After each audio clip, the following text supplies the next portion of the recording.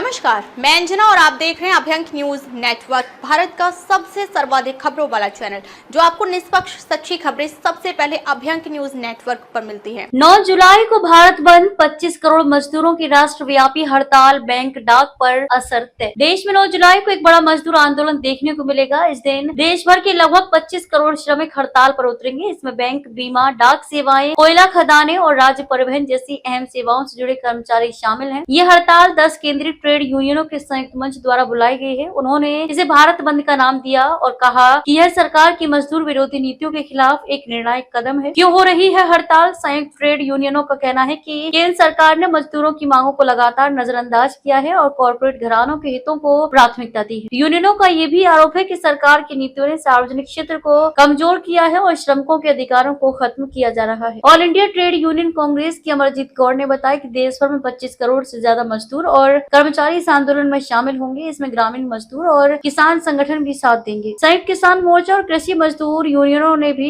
इस हड़ताल को पूर्ण समर्थन दिया है और ग्रामीण भारत में बड़े स्तर पर प्रदर्शन की योजना की है। क्या खोलेगा, क्या रहेगा बंद? इस हड़ताल के दौरान बैंकिंग, बीमा, डाक सेवाएं और राज्य परिवहन जैसे महत्वपूर्ण क्षेत्रों में बड़ा असर देखने को मिलेगा। हालांकि शेयर बाजार, सर्राफा बाजार और अधिकांश निजी क्षेत्र के प्रतिष्ठान सामान्य रूप से खुले रहेंगे। यूनियनों की प्रमुख मांगे क्या है? यूनियनों ने सरकार को 17 सूत्रीय मांग पत्र सौंपा था, जिसमें श्रमिकों के हितों की सुरक्षा, स्थायी रोजगार, आउटसोर्सिंग रोकने और न्यूनतम मजदूरी लागू करने जैसे मुद्दे शामिल हैं। वे मांग कर रहे हैं कि केंद्र सरकार नई श्रम संहिताओं को वापस ले, जिन्हें मजदूर विरोधी बताया जा रहा है। नई श्रम संहिताओं पर आपत्ति क्यों? यूनियनों का कहना है कि केंद्र सरकार द्वारा लाई गई 4 श्रम संहिताएं मजदूरों की सामूहिक सौदेबाजी की शक्ति को कमजोर करती है, यूनियन गतिविधियों पर अंकुश लगाती है, हड़ताल करने के अधिकार को सीमित करती है और काम के घंटे बढ़ाती है, जिससे श्रमिकों पर और बोझ बढ़ता है। इसके साथ ही ये भी आरोप है कि ये संहिताएं ठेकेदारी और अस्थायी रोजगार को बढ़ावा देती हैं, जिससे मजदूरों का भविष्य और अधिक असुरक्षित हो जाता है। सरकार की चुप्पी से नाराज है यूनियन नेताओं का कहना है कि पिछले 1 दशक में एक बार भी राष्ट्रीय श्रम सम्मेलन आयोजित नहीं किया गया है। ये सरकार की उस बेरुखी को दर्शाता है जिससे वे मजदूर वर्ग की समस्याओं की ओर देखने से बचती रही है। हिंद मजदूर सभा के नेता हरभजन सिंह सिद्धू के अनुसार ये हड़ताल बैंकिंग, डाक, कोयला, फैक्ट्री और परिवहन क्षेत्रों को बुरी तरह प्रभावित करेगी। सरकार को चेतना होगा कि बिना मजदूरों की ये व्यवस्थाएं नहीं चल सकती।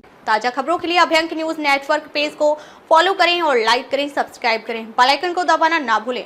अगर आप हमें फेसबुक, ट्विटर, इंस्टा के माध्यम से देख रहे हैं तो फॉलो, कमेंट करना ना भूलें।